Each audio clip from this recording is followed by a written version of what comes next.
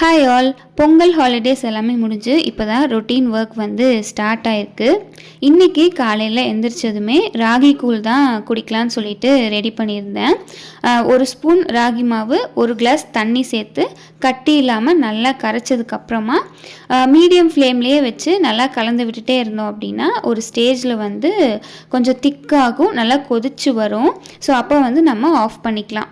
இது கூட நம்ம உப்பு போட்டும் குடிக்கலாம். அப்படி இல்லைன்னா கொஞ்சமாக பால் ஊற்றிட்டு சர்க்கரை போட்டு கலந்தும் வந்து குடிக்கலாம். ரொம்பவே நல்லாயிருக்கும். காலையில் பிரேக்ஃபாஸ்ட்டுக்கு பூரியும் உருளைக்கிழங்கு மசாலும் தான் வந்து ரெடி பண்ணியிருந்தேன். பொதுவாகவே எந்த வேலையாக இருந்தாலும் நம்ம வந்து காலையில் செய்கிறப்போ அது வந்து நமக்கு ரொம்ப ஈஸியாக தெரியும். ஏன்னா ஒரு நைட் ஃபுல்லாக ஒரு 8 ஹவர்ஸ் வந்து நல்லா தூங்கி எந்திரிச்சதுக்கப்புறமா நம்மளோட பிரெயின் வந்து ரொம்ப ஆக்டிவாக இருக்கும், ஃப்ரெஷ்ஷாக இருக்கும். ஸோ அந்த டைமில் நம்ம ஒரு வேலையை வந்து எடுத்து செய்கிறோம் அப்படிங்கிறப்போ அது வந்து நம்ம ரொம்பவே வந்து ஈஸியாக நம்மளால் செய்ய முடியும். ஸோ எனக்குமே பார்த்திங்கன்னா அப்படி தான். ஸோ நான் காலையில் எந்த வேலை செஞ்சாலும் அதை வந்து சீக்கிரம் முடிக்கிற மாதிரி இருக்கும்.